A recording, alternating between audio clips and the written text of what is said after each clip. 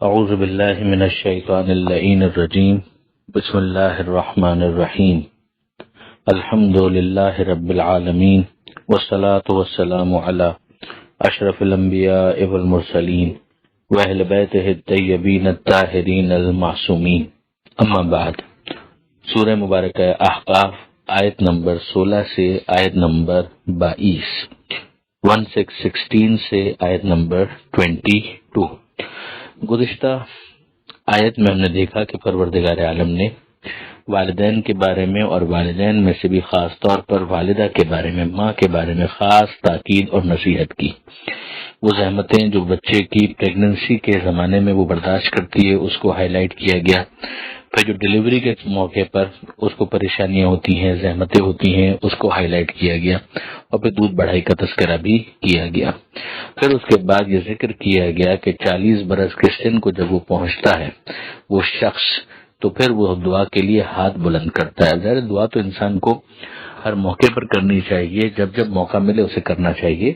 لیکن خاص اس موقع پر یعنی 40 برس کا سن وہ ہے کہ جو ایک میچورٹی کا سن ہے، کہ جب وہ بہت ساری چیزوں کو خود بھی سمجھنے لگتا ہے۔ اب وہ ٹین ایج میں نہیں ہے، گرون اپ ایج نہیں ہے، اب یہ ایک پختہ زندگی کا مرحلہ ہے۔ تو وہاں پر شکر نعمت کی دعا ہے، ان نعمتوں کے لیے کہ جو پروردگار عالم نے خود اس پر نازل کی، جو والدین کے اوپر نازل کی، ان تمام نعمتوں پر وہ شکریہ ادا کرے، اور پھر اس کے بعد ان اعمال کی دعا مانگتا ہے کہ توفیق ملے کہ ایسے اعمال صالحہ انجام دے کہ جس سے خدا راضی ہو سکے، اور پھر وہ اپنی اولاد کے لیے بھی دعا مانگتا ہے کہ ان کی بھی اصلاح فرما، ان کو نیکی کے اوپر قائم رکھ، اور وہ خود اپنے لیے کہتا ہے کہ مالک میں تیری بارگاہ میں لو لگاتا ہوں، توبہ کرتا ہوں، اور میں یقیناً تیری بارگاہ میں سر تسلیم خم کرنے والا ہوں۔ اسی لیے 40 برس کے سن کو روایات کے اندر بھی بہت زیادہ اہمیت دی گئی ہے، یہاں تک کہ بعض روایات کے اندر اس طرح کی بات آئی ہے کہ اگر 40 برس کے سن میں بھی کوئی توبہ کی طرف راغب نہ ہو تو پھر شیطان اسے انتہائی شفقت کے ساتھ یہ کہتا ہے کہ یہ وہ شخص ہے کہ جو اب فلاح پانے والا نہیں ہے، یعنی 40 برس کی جو زندگی ہے وہ بہت ہی اہم زندگی ہو جاتی ہے۔ اب آگے پروردگار عالم ارشاد فرماتا ہے کہ اولئک الذین نتقبل عنہم احسن ما عملوا، اور ہم ایسے لوگوں کے اعمال کو قبول کرتے ہیں۔ اور کون سے اعمال کو قبول کرتے ہیں؟ احسن ما عملوا، جو اعمال میں ان کے بہترین اعمال ہوتے ہیں ان کو ہم قبول کرتے ہیں ان سے۔ یہ بات پہلے بھی آئی تھی کہ یہ پروردگار عالم کا لطف و کرم ہے کہ میرٹ کے اوپر تو جو بھی عمل آئے گا ظاہر ہے اسے قبول ہونا چاہیے، لیکن اعمال کے اندر کچھ عمل وہ ہوتے ہیں کہ جو بہت ہی پرائم کوالٹی کے ہوتے ہیں، یعنی کیفیت کے اعتبار سے اگر آپ دیکھیں تو ہر نماز آپ ویسی نہیں پڑھتے کہ جو بہترین نماز ہو۔ کچھ نمازیں ایسی ہوتی ہیں کہ جن کو خود آپ کا دل کہے گا کہ ہاں یہ نماز بہت بہترین نماز تھی کہ جو اللہ نے مجھے پڑھنے کی توفیق دی۔ تو بعض روایات کے اندر اور آیتوں کے اندر بھی اس بات کو بیان کیا گیا ہے کہ پروردگار عالم جب ثواب دے گا تو وہ نمازیں جو میرٹ کے اوپر ہیں مگر اتنی کوالٹی کے اندر بہتر نہیں ہے، سپیریئر نہیں ہے، ان کو بھی جب ثواب دیا جائے گا تو پھر وہ ثواب انہی بہترین نمازوں کے برابر پروردگار عالم کی طرف سے عطا کیا جائے گا۔ ہر روزہ بہترین نہیں ہوتا، بہت سے روزے ایسے ہوتے ہیں کہ بس رکھ تو لیے، ایک واجب پورا ہو گیا، اور کچھ روزے وہ ہوتے ہیں کہ جس کو انسان بہت حسین اور خوبصورت بناتا ہے، کہ جس کے اندر بہت زیادہ انوالومنٹ بھی ہے، تلاوت قرآن بھی کیا ہے، اور پروردگار عالم سے راز و نیاز بھی کیا ہے، دعائے کمیل بھی پڑھی ہے، اور بہت کچھ کیا ہے۔ تو اب یہ جو روزے کی کوالٹی ہے وہ بہت بہتر ہو گئی۔ تو وہ روزے جو اس کے مقابلے میں انفیریئر ہیں، اگرچہ وہ میرٹ پر ہیں، ریجیکٹڈ نہیں ہیں، لیکن جب وہ انفیریئر روزے ان کا بھی ثواب دیا جائے گا تو ثواب پھر وہ بہترین روزوں کے برابر پروردگار عالم کی طرف سے دیا جائے گا۔ یہ ظاہر کہ لطف و کرم ہے۔ تو ارشاد ہوتا ہے کہ ہم ان لوگوں کے بہترین اعمال کو قبول کریں گے۔ وَنَتَجَاوَزُ عَنْ سَيِّئَاتِهِمْ فِي أَصْحَابِ الْجَنَّةِ، اور درگزر کریں گے ان کی برائیوں سے۔ یہ جنت والوں کی بات ہو رہی ہے۔ وعدہ الصدق، یہ سچا وعدہ ہے۔ الَّذِي كَانُوا يُوعَدُونَ، اور یہی وہ وعدہ ہے کہ جس کا ان سے وعدہ کیا گیا تھا، یہ سچا وعدہ ہے کہ جو ان سے کیا گیا تھا۔ یہ آیت نمبر 16۔ پھر اس کے بعد اگلی آیت میں ایک سائملٹینیس کانٹراسٹ ہے ہم نے دیکھا کہ آیت نمبر 15 میں پروردگار عالم نے ان کی تعریف کی تھی جو اپنے والدین کے ساتھ حسن سلوک سے پیش آتے ہیں اور ان کے لیے دعا گو رہتے ہیں اور ان کے لیے اپنے ہاتھوں کو بلند کرتے ہیں اور ان کے لیے اچھائی پروردگار عالم سے طلب کرتے ہیں۔ اب یہ بالکل ایک سائملٹینیس کانٹراسٹ ہے۔ ارشاد ہوتا ہے والذی قال لوالدیہ اف لکما، اور وہ کہ جو کہتا ہے اپنے والدین کے لیے، جس نے کہا اف لکما، اف ہو میں تم دونوں سے عاجز آ گیا، یعنی یہ اوفو کا جملہ بتاتا ہے کہ وہ کتنا زیادہ اپنے والدین سے بیزار ہے۔ اتعداننی ان اخرجا وقد خلت القرون من قبلی، کیا تم مجھے امید دلاتے ہو کہ مجھے واپس نکالا جائے گا، یعنی قیامت کی بات کرتے ہو، میرے سامنے ایک حساب کتاب ہوگا۔ وقد خلت القرون من قبلی، جبکہ مجھ سے پہلے کتنی نسلیں گزر چکی ہیں۔ اب آپ اس سے اندازہ کر سکتے ہیں کہ یہ ایسے والدین ہیں کہ جو اپنی اولاد کو ایمان کی طرف راغب کرنا چاہتے ہیں، اور اولاد جو ہے وہ ان باتوں کی طرف توجہ دینے کے لیے تیار نہ ہو، اور یہاں تک کہ وہ ایک میچور ایج کو پہنچ چکے ہیں پھر بھی توجہ کرنے کے لیے تیار نہ ہو۔ تو اس طرح کا ایک ڈائلاگ ان کا بیان کیا جا رہا ہے۔ وَهُمَا يَسْتَغِيثَانِ اللَّهَ، اور وہ فریاد کرتے ہیں اللہ سے، یعنی یہ جو ماں باپ ہیں وہ فریاد کرتے ہیں، وہ پروردگار عالم سے دعا مانگ رہے ہیں اور ساتھ ہی ساتھ اس کو سمجھا بھی رہے ہیں۔ تو جملے ان کے کیا ہیں کہ وَيْلَكَ آمن، وائے ہو تجھ پر ایمان لے آ، ان وعد اللہ حق، یقیناً اللہ کا وعدہ حق ہے، یعنی قیامت آ کر رہے گی، مردوں کو زندہ کیا جائے گا، حساب کتاب ہوگا، نیکیوں کا ثواب ملے گا، برائیوں پر عذاب ہوگا۔ وَيَقُولُ مَا هَٰذَا إِلَّا أَسَاطِيرُ الْأَوَّلِينَ، مگر وہ اولاد جو نا خلف اولاد ہے، نا اہل اور نا لائق اولاد ہے، وہ یہ جملہ کہے گی کہ یہ سارے پرانے قصے ہیں، ان کا حقیقت سے کوئی تعلق نہیں ہے۔ اساطیر الاولین اولئک الذین حق علیہم القول فی امم قد خلت من قبلہم من الجن والانس، یہ وہ ہیں کہ جن کے اوپر عذاب کا فیصلہ نافذ ہو چکا، یعنی جب ان کی حرکتیں یہ ہیں تو ان پر عذاب کے فیصلے کے نافذ ہونے میں شبہ ہی کیا ہو سکتا ہے۔ فی امم قد خلت من قبلہم من الجن والانس، ان قوموں کے ضمن میں کہ جو جنوں اور انسانوں میں ان سے پہلے گزر چکی ہیں، یعنی جس طریقے سے وہ جہنم کے عذاب کا شکار ہوں گے اسی طریقے سے ان کو بھی دوزخ میں ڈال دیا جائے گا۔ انہم کانوا خاسرین، یقیناً یہ خسارے والے تھے۔ وَلِكُلٍّ دَرَجَاتٌ مِّمَّا عَمِلُوا، اور ہر ایک کے لیے درجات ہیں ان کے اعمال کے مطابق، یعنی جو جیسا عمل کر رہا ہے اس کے اعتبار سے، تو سب ایک درجے پر نہیں ہیں۔ وہ ثواب کی بحث اپنی جگہ پر جو تھوڑی دیر پہلے آئی تھی کہ ثواب کس طرح سے دیا جاتا ہے، بہترین عمل کے مطابق دے دیا جاتا ہے، مگر جو ان کی ایلوکیشن ہوگی کہ جنت میں کس کو کس مقام پر رکھا جائے، کن سے خدا زیادہ راضی ہے، کن سے خدا کم راضی ہے، تو یہ سب کے سب درجات کے اعتبار سے مختلف ہیں، اور عمل ان کے درجات کو ڈٹرمن کرے گا، اور اس کے لیے لازمی شرط ایمان کی تو ہے ہی، یعنی ایمان کے بعد یہ اعمال ہوں گے کہ جن کی بنیاد کے اوپر یہ فیصلہ ہوگا کہ کون کس کیٹیگری کے اندر پلیس ہوتا ہے۔ وَلِيُوَفِّيَهُمْ أَعْمَالَهُمْ وَهُمْ لَا يُظْلَمُونَ، اور ان کے اعمال کا ان کو پورا بدلہ دے دیا جائے گا اور ان پر ذرا سا بھی ظلم نہیں کیا جائے گا۔ وَيَوْمَ يُعْرَضُ الَّذِينَ كَفَرُوا عَلَى النَّارِ، اور وہ دن جب لائے جائیں گے وہ کہ جنہوں نے کفر کیا آگ کے سامنے۔ أَذْهَبْتُمْ طَيِّبَاتِكُمْ فِي حَيَاتِكُمُ الدُّنْيَا، تم نے اپنی سب دولتیں، ساری چیزیں دنیا کی زندگی ہی کے لیے خرچ کر دی۔ وَاسْتَمْتَعْتُمْ بِهَا، اور اسی سے لطف اندوز ہوتے رہے، تم بس مزے کرتے رہے۔ فَالْيَوْمَ تُجْزَوْنَ عَذَابَ الْهُونِ، تو آج کے دن تمہیں ذلیل عذاب کا سامنا کرنا پڑے گا، ذلیل کرنے والے عذاب کا سامنا، ذلت والے عذاب کا سامنا کرنا پڑے گا، یعنی صرف تمہیں آگ میں جلایا نہیں جائے گا، تمہیں آگ میں ذلیل کر کے جلایا جائے گا۔ بِمَا كُنتُمْ تَسْتَكْبِرُونَ فِي الْأَرْضِ بِغَيْرِ الْحَقِّ، اور یہ سبب سے ہے کہ تم زمین میں بغیر کسی حق یا بغیر کسی وجہ کے تکبر کا مظاہرہ کرتے رہے۔ تکبر کی کوئی وجہ ہو ہی کیا سکتی ہے؟ وَبِمَا كُنتُمْ تَفْسُقُونَ، اور جو تم بدعملی کرتے رہے اس کی وجہ سے یہ عذاب تمہیں دیا جائے گا۔ تو یہاں پر 4 چیزوں کو ہائی لائٹ کیا گیا۔ نمبر 1 کہ جو خرچ کیا وہ دنیا کی زندگی کے لیے ہی خرچ کیا، اس میں کوئی شک نہیں ہے کہ اسلام اس بات کی اجازت دیتا ہے کہ اگر حلال دائرے میں رہتے ہوئے اپنی دنیا کے لیے بھی انسان خرچ کرے تو اس میں کوئی حرج نہیں ہے، لیکن دنیا مزرعۃ الآخرہ، دنیا آخرت کی کھیتی ہے۔ اگر دنیا میں رہتے ہوئے آخرت کے لیے خرچ کیا جاتا تو پھر وہاں پر اس عذاب کا سامنا نہ کرنا پڑتا۔ وَاسْتَمْتَعْتُمْ بِهَا، اور تم نے بس مزے کیے، دنیا ہی کے اندر مزے کیے اور دنیا کی لذتوں ہی کو انجوائے کرتے رہے۔ اگر تم جائز حدود کے اندر مزے بھی کرتے لیکن آخرت کو پیش نظر رکھتے تو آج یہ انجام نہ ہوتا۔ اور پھر اس کے بعد جو تکبر، جو ان کی اخلاقی برائی تھی اور جو ان کے اعمال کی خرابی تھی، اس کو تفسقون سے تعبیر کیا گیا۔ اب اس کے بعد حضرت ہود علیہ السلام کی قوم کا ذکر کیا جا رہا ہے اور خود حضرت ہود علیہ السلام کا بھی ذکر ہو رہا ہے۔ وَاذْكُرْ أَخَا عَادٍ، اور یاد کرو عاد کے بھائی کو، یعنی قوم عاد کی برادری والے کو، یعنی جناب ہود علیہ السلام کو۔ اذ انذر قومہ، جب اس نے اپنی قوم کو انذار کیا، یعنی تنبیہ کی، ڈرایا، بیدار کی، بالاحقاف۔ کہاں تھے وہ لوگ احقاف میں تھے، یہی وہ لفظ کی جس کی وجہ سے سورہ کا نام سورہ احقاف پڑا۔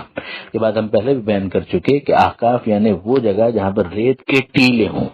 کیونکہ ان کی لوکیشن ایسی تھی کہ وہاں پر ریت کے بڑے بڑے ٹیلے تھے، اس لیے اس قوم کا نام احقاف ہوا۔ وقد خلت النذور من بین یدیہ ومن خلفہ،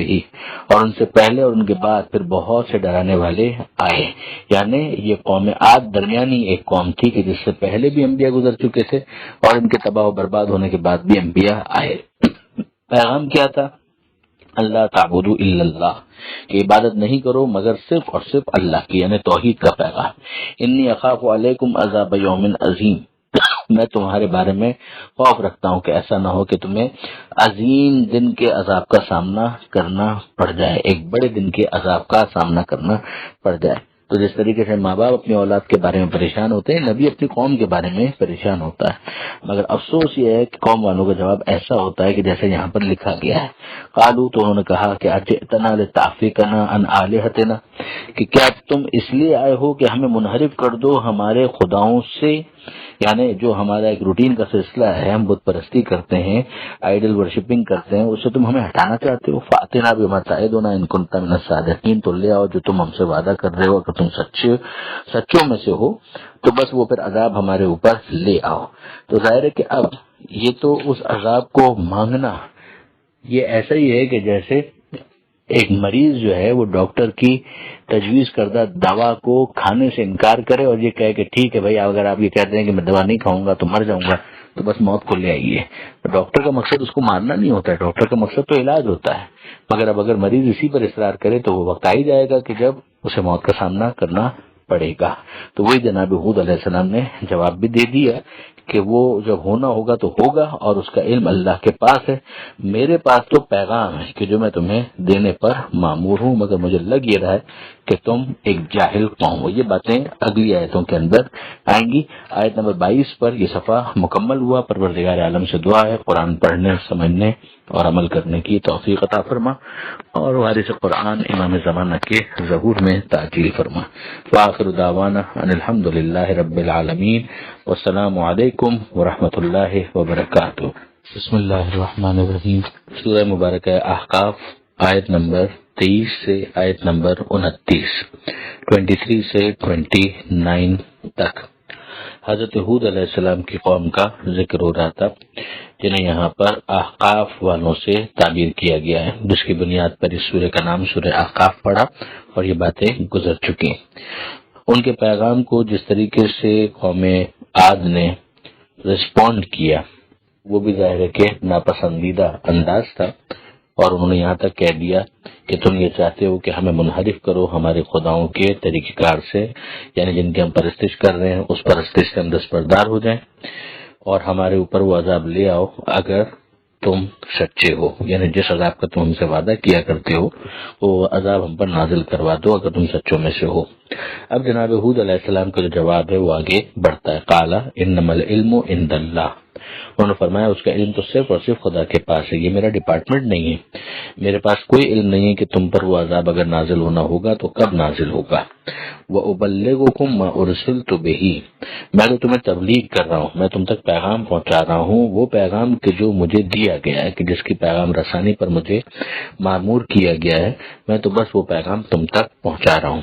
ہونا کیا چاہیے تھا اور ہو کیا رہا ہے؟ ہونا یہ چاہیے تھا کہ تم اس پیغام کو ریسیو کرتے، میری نبوت کے دعوے کو چیک کرتے، اسیس کرتے، میرے معجزات پر غور کرتے، اور پھر اس کے بعد اطمینان اور یقین حاصل ہونے کے بعد اس پیغام کی روشنی میں تم اپنی اصلاح کرتے، یہ تمہارا ایک پازیٹیو مثبت ری ایکشن ہوتا جو پسندیدہ ہوتا، مگر تم نے کیا کیا، تمہارا یہ ری ایکشن جہالت پر مبنی ہے۔ وَلَٰكِنِّي أَرَاكُمْ قَوْمًا تَجْهَلُونَ، میں دیکھ رہا ہوں کہ تم لوگ جہالت کا مظاہرہ کر رہے ہو، یعنی علم آنے کے بعد اس کی طرف توجہ نہ کرنا، اس کو ایکسیپٹ نہ کرنا، یہ بالکل ایسا ہی ہے کہ دریا کے کنارے کوئی پیاس سے مر جائے اور آگے بڑھ کر اپنے لیے پانی فراہم نہ کر سکے، اپنی تشنگی کو سیرابی سے تبدیل نہ کر سکے۔ فَلَمَّا رَأَوْهُ عَارِضًا، تو جب انہوں نے ایک بادل کو دیکھا، مستقبل اودیتہم، کہ جو ان کی وادیوں کی طرف آ رہا تھا، قالوا ھذا عارض ممطرنا، تو انہوں نے کہا کہ ارے یہ تو بادل ہے جو ہم پر بارش برسائے گا۔ اب اسی سے اندازہ ہوتا ہے کہ اس وقت خوش سالی تھی، اس وقت قحط تھا، پانی کی طلب تھی اور وہ لوگ گرمی سے بے چین تھے، پریشان تھے۔ اچانک جب انہوں نے بادل کو دیکھا تو انہیں امید ہوئی کہ اب یہ پانی برسائے گا اور ان کی سیرابی کا انتظام ہو جائے گا۔ بل ہوا مستعجلتم بہ، تو یہاں پر پروردگار عالم کا تبصرہ ہے کہ یہ وہی چیز ہے کہ جس کی تم لوگوں نے جلدی مچائی ہوئی تھی، یعنی جو بظاہر تمہیں نظر آ رہا ہے کہ تمہارے قحط کا علاج ہے، وہ ایکچولی تمہارے اوپر نازل ہونے والا عذاب ہے۔ ریح فیہا عذاب علیم، یہ ایک ہوا ہے جس میں دردناک عذاب ہے۔ تدمر کل شیء بامر ربہا، جو تباہ و برباد کر کے رکھ دے گی ہر چیز کو اس کے رب کے حکم سے۔ فَأَصْبَحُوا لَا يُرَىٰ إِلَّا مَسَاكِنُهُمْ كَذَٰلِكَ نَجْزِي الْقَوْمَ الْمُجْرِمِينَ، تو ان کا یہ عالم ہو گیا کہ سوا ان کے مکانات کے کچھ نظر نہیں آتا تھا، یعنی وہ ایسی پوائزنس گیس، ایسی پوائزنس زہریلی ہوا تھی باد سموم کہ جس نے ان کو ختم کر کے رکھ دیا، اور مکان تو رہ گئے، مکین باقی نہ رہے، جو اس کے اندر ساکنین تھے وہ ختم ہو کر رہ گئے۔ کذالک نجزی القوم المجرمین، ہم اسی طریقے سے مجرم لوگوں کو سزا دیا کرتے ہیں۔ وَلَقَدْ مَكَّنَّاهُمْ فِي مَاءٍ مَكَّنَّاكُمْ فِيهِ، اب وہی والا جو انداز قرآن مجید کا ہے کہ بھئی یہ تو ماضی کا ایک واقعہ ہے مگر ہمیں کیوں سنایا جا رہا ہے۔ پروردگار فرماتا ہے کہ ہم نے انہیں اقتدار دیا تھا اتنے حلقے میں کہ جس میں تمہیں اقتدار نہیں دیا ہے، یعنی وہ تم سے زیادہ پاورفل تھے، ان کے پاس تم سے زیادہ اقتدار تھا۔ یہ جو امیڈیٹ ایڈریسی ہیں وہ تو ظاہر ہے کہ مشرکین مکہ ہیں، مگر ان کے ذریعے سے دوسروں کو یہ پیغام دیا جا رہا ہے جو قیامت تک افراد آئیں گے کہ بھئی ماضی کے اندر بہت سی ایسی قومیں گزر چکی ہیں کہ جن کے پاس بڑا پاور، بڑا اقتدار تھا، اور ظاہر ہے کہ یہ ڈھیل پروردگار عالم کی طرف سے ان کو دی گئی تھی، لیکن کیا یہ ساری چیزیں انہیں خدائی عذاب سے بچانے میں کامیاب ہو سکیں؟ ایسا نہیں ہوا۔ وَجَعَلْنَا لَهُمْ سَمْعًا وَأَبْصَارًا وَأَفْئِدَةً، اور ہم نے ان کو طاقت سماعت بھی دی کہ وہ سن سکتے تھے، وَأَبْصَارًا دیکھنے کی طاقت دی، وَأَفْئِدَةً اور ان کو دل دیے۔ دل سے یہاں پر مراد وہ کمپیوٹر جو انسان کے اندر لگا ہوا ہے کہ جس سے وہ کیلکولیٹ کرتا ہے، اسیس کرتا ہے، اس کے دماغ، اس کی عقل، یہ تمام تر چیزیں۔ فَمَا أَغْنَىٰ عَنْهُمْ سَمْعُهُمْ وَلَا أَبْصَارُهُمْ وَلَا أَفْئِدَتُهُمْ مِنْ شَيْءٍ، تو نہ ان کی سماعت، نہ ان کی بصارت، اور نہ ان کی دل، ان کے سوچنے سمجھنے کی صلاحیت انہیں کوئی فائدہ پہنچا سکے، من شیء ذرا سا بھی، اذ کانوا یجحدون بآیات اللہ، اس لیے کہ وہ اللہ کی نشانیوں کو جھٹلا رہے تھے۔ یعنی یا تو ان کے پاس یہ صلاحیت ہی نہ ہوتی، وہ پاگل ہوتے تو وہ معذور ہوتے، ان کے پاس ایکسکیوز ہوتا، لیکن جب یہ ساری چیزیں موجود تھیں تو ان تمام تر چیزوں سے باقی سارے کام کیے، مگر جو اللہ کی نشانیاں ہیں انہی کو سمجھنے کی کوشش نہیں کی بلکہ ان کا انکار کر دیا۔ یجحدون بآیات اللہ، اس لیے کہ انہوں نے انکار کر دیا اللہ کی نشانیوں کا۔ وحاق بہم ما کانوا بہ یستہزئون، تو ان کو گرفتار کر لیا اسی بات نے کہ انہی باتوں نے کہ جس کا وہ لوگ مذاق اڑایا کرتے تھے،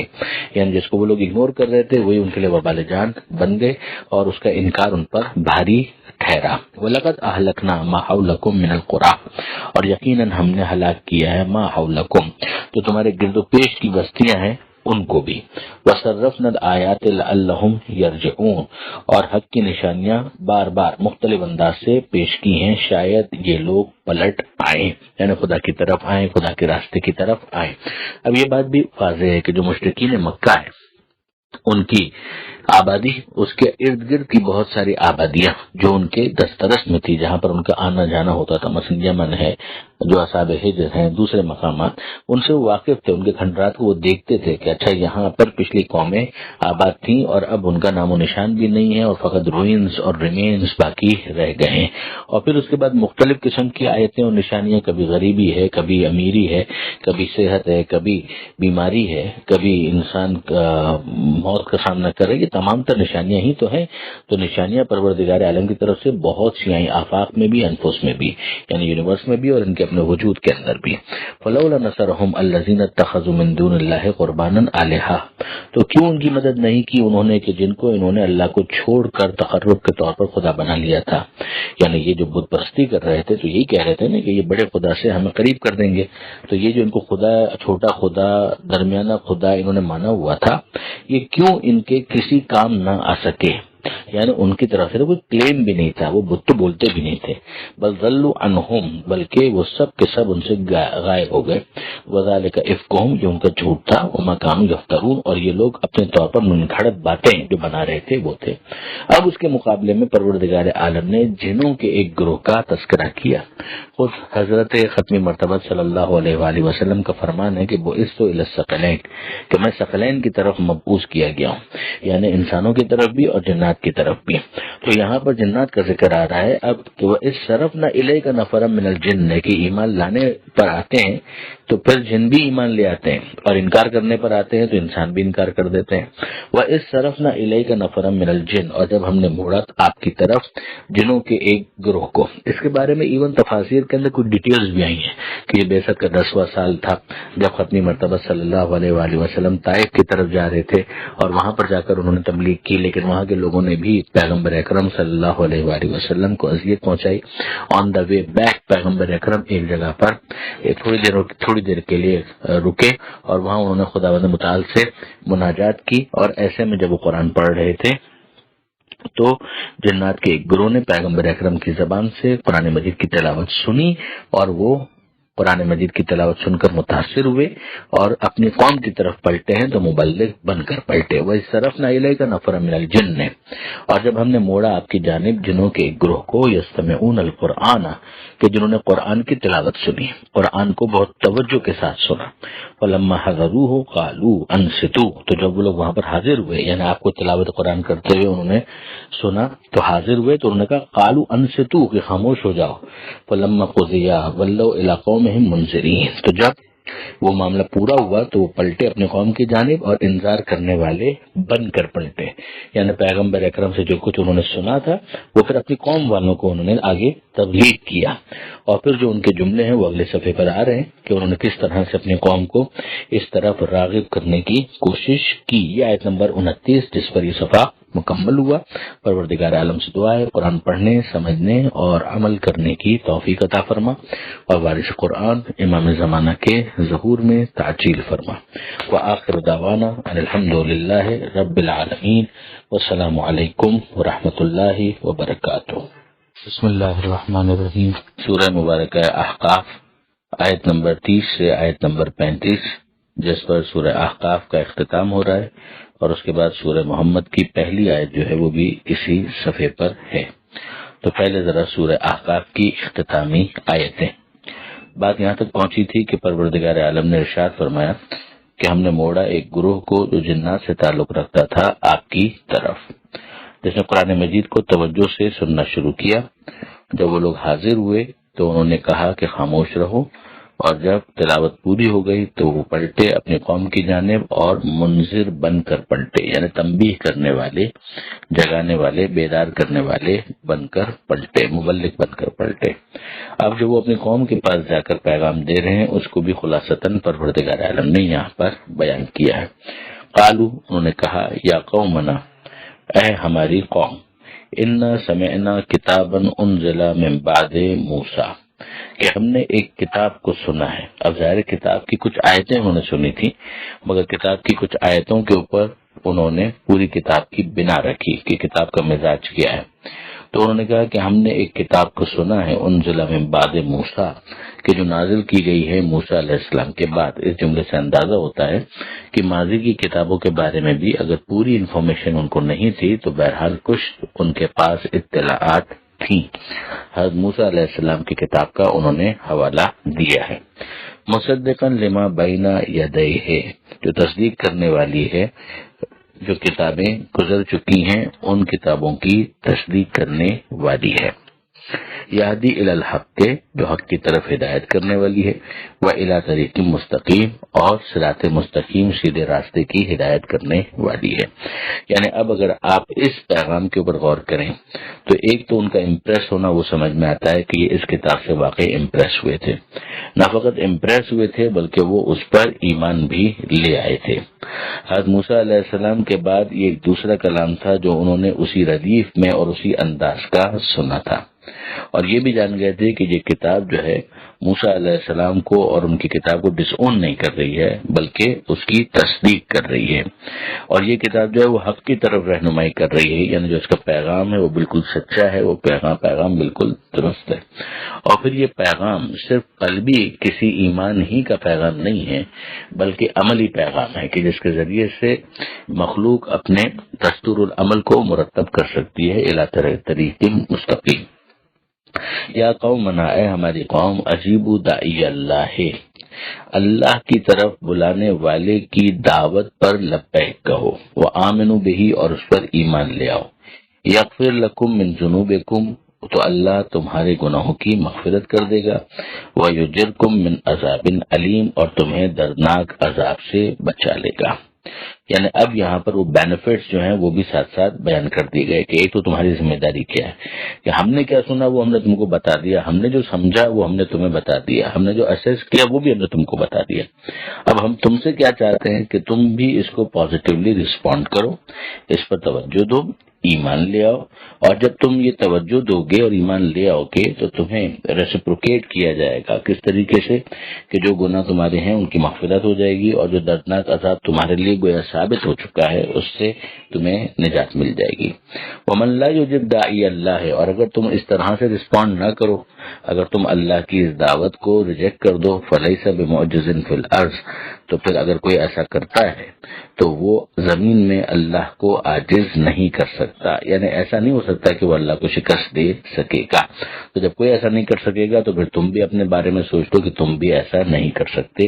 وَلَيْسَ لَهُ مِن دُونِهِ أَوْلِيَاءُ، اور پھر اللہ کو چھوڑ کر ان کا کوئی سرپرست بھی نہیں ہوگا۔ أُولَٰئِكَ فِي ضَلَالٍ مُّبِينٍ، اور وہ کھلی ہوئی گمراہی میں ہوں گے۔ اب واپس پروردگار عالم قیامت کی طرف متوجہ کرتا ہے۔ ارشاد ہوتا ہے اولم یرو، کیا انہوں نے نہیں دیکھا، ان اللہ الذی خلق السماوات والارض، کہ یقیناً وہ اللہ کہ جس نے آسمانوں کو پیدا کیا اور زمین کو پیدا کیا، ولم یعیا بخلقہن، اور جو ان کی خلقت سے عاجز نہیں ہوا، تھکا نہیں ہے، اس نے شکست نہیں کھائی ہے، وہ بوڑھا نہیں ہو گیا معاذ اللہ، بقادر علی ان یحیی الموتى، وہی خدا اس بات کے اوپر قادر ہے کہ وہ مردوں کو زندہ کر دے۔ اب یہ بات تو کئی مرتبہ ڈسکس ہو چکی کہ جو مشرکین مکہ تھے وہ پروردگار عالم کو بطور خالق قبول کرتے تھے، مگر قیامت کے عقیدے میں انہیں نہ فقط یہ کہ شبہ تھا بلکہ وہ اسے ناممکنات میں سے سمجھتے تھے۔ تو انسان کو اس مسلمے کے ذریعے سے کہ جس کو وہ مان رہے تھے کہ خدا خالق ہے، یہاں پر سمجھایا جا رہا ہے کہ وہ خدا جس نے آسمانوں کو پیدا کر دیا، زمین کو پیدا کر دیا، ایک بات یعنی ماضی کے اندر یہ ہو چکا۔ دوسری بات یہ کہ خدا عاجز نہیں ہوا، اس کی طاقت اور توانائی کے اندر کوئی کمی نہیں آئی، وہ سب اس کا ذاتی ہے، تو پھر وہ قادر ہے، اس بات کے اوپر قدرت رکھتا ہے کہ مردوں کو بھی واپس زندہ کر سکے۔ یعنی امکان کی حد تک تو ماننا بالکل عقلی ہے، پھر دعویٰ پروردگار ہے، لہذا اس دعوے کے صحیح ہونے میں کیا شبہ ہو سکتا ہے۔ بلا انہ علی کل شیء قدیر، کیوں نہیں، وہ ہر چیز کے اوپر قدرت رکھتا ہے۔ ویوم یعرض الذین کفروا علی النار، اور وہ دن کہ جب کافروں کو آگ پر پیش کیا جائے گا، آگ کے سامنے لایا جائے گا، الیس ھذا بالحق، یہ کیا یہ حق نہیں ہے؟ قالوا بلا وربنا، تو وہ کہیں گے کیوں نہیں، ہمارے رب کی قسم۔ قالا، تو پھر پروردگار عالم کی طرف سے کہا جائے گا فذوقوا العذاب بما کنتم تکفرون، کہ چکھو اس عذاب کو اپنے اس کفر کی وجہ سے، اپنے اس انکار کی وجہ سے۔ یعنی اس وقت تمہارا یہ کہنا کہ ہاں کیوں نہیں، ہمارے رب کی قسم، تمہیں مومن نہیں بنائے گا۔ ظاہر قیامت کے میدان میں کس کی مجال ہے کہ وہ انکار کر سکے، مگر وہاں پر ان کو کافر ڈکلیئر کیا جائے گا اس کفر کی وجہ سے جو دنیا میں وہ کیا کرتے تھے۔ اب یہ تو ان کا معاملہ ہو گیا، اور آخری نصیحت اور آخری ہدایت پیغمبر اکرم کو صلی اللہ علیہ وآلہ وسلم کو کی جا رہی ہے کہ فاصبر کما صبر اولو العزم من الرسل، کہ حبیب آپ صبر و برداشت سے کام لیجیے جس طرح سے اولو العزم رسولوں نے صبر و برداشت سے کام لیا تھا۔ یعنی آپ سے پہلے جو اولو العزم گزر چکے ہیں، واقعاً جو صاحبان عزم رسول گزرے ہیں، نبی سب خدا کے تھے، مگر کچھ تو وہ تھے کہ جن کو پروردگار عالم نے خاص طور پر ہائی لائٹ کیا ہے اور جن کے نام احادیث کے اندر آئے ہیں کہ ان میں جناب نوح علیہ السلام، ابراہیم علیہ السلام، موسیٰ علیہ السلام اور عیسیٰ علیہ السلام، یہ 4 تھے ماضی میں، اور پھر حضرت صلی اللہ علیہ وآلہ وسلم جو ان کے بھی سید اور سردار ہیں۔ تو پیغمبر اکرم کو گویا یہ کہا جا رہا ہے کہ حبیب آپ کو انہی کی طرح سے صبر کرنا ہے، بلکہ آپ تو گویا ان سے بھی بالاتر ہیں، تو معاملہ آپ کا اس سے بھی بالاتر ہونا چاہیے۔ وَلَا تَسْتَعْجِل لَهُمْ، اور ان کے معاملے میں جلدی مت کیجیے گا، یعنی ان کے لیے عذاب کی دعا مت کیجیے گا۔ اب یہ ہم جانتے ہیں کہ ایک طرف ہم پیغمبر اکرم صلی اللہ علیہ وآلہ وسلم کی وہ وابستگی دیکھتے ہیں کہ جو ان کی تھی امت کے حوالے سے، ان کو درد تھا، جو ہم نے سورہ کہف کے اندر پڑھا کہ لعلک باخع نفسک علی آثارہم ان لم یؤمنوا بہذا الحدیث اسفا، کہ حبیب کہ آپ ان کے پیچھے جان دے دیں گے اگر یہ ایمان نہیں لاتے، یعنی ایمان نہیں لاتے تو جائیں جہنم کے اندر۔ لیکن ایک وہ انداز ہے اور ایک یہ انداز ہے، تو بالکل بیلنس سمجھایا جا رہا ہے کہ پیغمبر اکرم کو یہ بھی سمجھایا جا رہا ہے کہ ان کے پیچھے جان دینے کی ضرورت بھی نہیں ہے، آپ کا پیغام آپ کی ذمہ داری تو پیغام پہنچانا ہے، اور یہاں پر یہ بھی سمجھایا جا رہا ہے۔ تو ایک مبلغ کو اسی آئینے میں اپنے آپ کو دیکھنا ہے کہ ہمت بھی نہیں ہارنی ہے، پیغام کو پہنچاتے رہنا ہے، درد بھی محسوس کرنا ہے، کسی طریقے سے اپنی قوم کو جہنم کی آگ سے بچانے کے لیے کوشش کرتے رہنا ہے، لیکن ساتھ ہی ساتھ ہمت نہیں ہارنی ہے۔ وہ یہاں پر کہا جا رہا ہے کأنہم یوم یرون ما یوعدون لم یلبثوا الا ساعۃ من نہار، کہ وہ دن کہ جب یہ لوگ دیکھیں گے اس کو کہ جس کا ان سے وعدہ کیا گیا، یعنی وہی عذاب، تو اس دن ان کو لگے گا کہ لم یلبثوا الا ساعۃ من نہار، کہ کچھ لمحے ہی ہوتے دن کے کہ جو گویا ہم نے دنیا میں گزار دیے۔ بلاغ یہ ہے پیغام۔ فہل یہلک الا القوم الفاسقون، تو کیا فاسق لوگوں کے سوا بھی کسی کو ہلاک کیا جائے گا، یعنی جو بد اعمال ہیں، فاسق ہیں، ان کے علاوہ بھی کسی کو ہلاک کیا جائے گا؟ یہ ان کا فسق و فجور ہے کہ جس کی وجہ سے ان کو اس ہلاکت کا سامنا کرنا پڑے گا جہنم میں اور میدان قیامت میں۔ اب یہاں پر ہو گیا اختتام سورہ مبارکہ احقاف کا آیت نمبر 35 پر، اور اب ہے سورہ مبارکہ محمد صلی اللہ علیہ وآلہ وسلم۔ یہ قرآن مجید کا 47واں سورہ ہے۔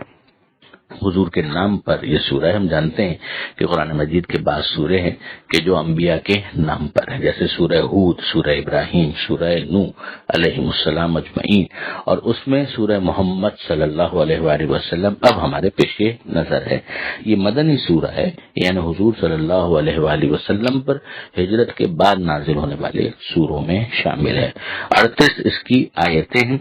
یا 38 یعنی مختصر سورہ ہے، چونکہ اس کی دوسری آیت ہی میں پیغمبر اکرم صلی اللہ علیہ وآلہ وسلم کا نام آیا ہے، اس کی وجہ سے سورہ کا نام پڑا سورہ محمد۔ ارشاد ہوتا ہے بسم اللہ الرحمن الرحیم، سہارا اللہ کے نام کا جو سب کو فیض پہنچانے والا بڑا مہربان ہے۔ الذین کفروا وصدوا عن سبیل اللہ اضل اعمالهم، وہ جنہوں نے کفر اختیار کیا اور اللہ کے راستے سے روکا، یعنی ہونا تو یہ چاہیے تھا کہ یہ ایمان لاتے، اعمال صالحہ کو انجام دیتے اور دوسروں کو بھی ایمان کی طرف راغب کرتے، اعمال کی طرف راغب کرتے، مگر ہوا کیا کہ خود بھی کافر ہوئے، وصدوا عن سبیل اللہ، اور اللہ کے راستے سے روکنے والے بن گئے۔ اضل اعمالهم، ان کے اعمال کو اکارت کر دیا، یعنی اللہ ان کے اعمال کو نل اینڈ وائڈ ڈکلیئر کر دے گا، نلیفائی کر دے گا۔ اب ظاہر ہے کہ یہ اعمال وہی ہو سکتے ہیں کہ جو بظاہر بہت اچھے ہوں، مگر ایک شخص ہے جس نے کفر اختیار کیا ہے، دوسروں کو بھی خدا کی راہ سے روکا ہے، تو بظاہر اگر وہ کسی غریب کو کھانا بھی کھلا دے تو یہ کام بذات خود اچھا ہونے کے باوجود میدان قیامت میں اسے کوئی فائدہ نہیں پہنچا سکے گا۔ یہ ہے اس اچھے کام کا نلیفائی ہو جانا، اس کام کا پیسیفائی ہو جانا، اس کام کا نیوٹرلائز ہو جانا اس کفر کی وجہ سے اور اس صد عن سبیل اللہ کی وجہ سے کہ جو اس نے کیا تھا۔ یہ پہلی آیت ہے اور اسی پر یہ صفحہ مکمل ہوتا ہے، اور اس کے مقابلے میں جو سائملٹینیس کانٹراسٹ ہے وہ انشاءاللہ آگے آئے گا۔ پروردگار عالم سے دعا ہے قرآن پڑھنے، سمجھنے اور عمل کرنے کی توفیق عطا فرما، اور وارث قرآن امام زمانہ کے ظہور میں تاکید فرما۔ وآخر دعوانا ان الحمد للہ رب العالمین، والسلام علیکم ورحمۃ اللہ وبرکاتہ۔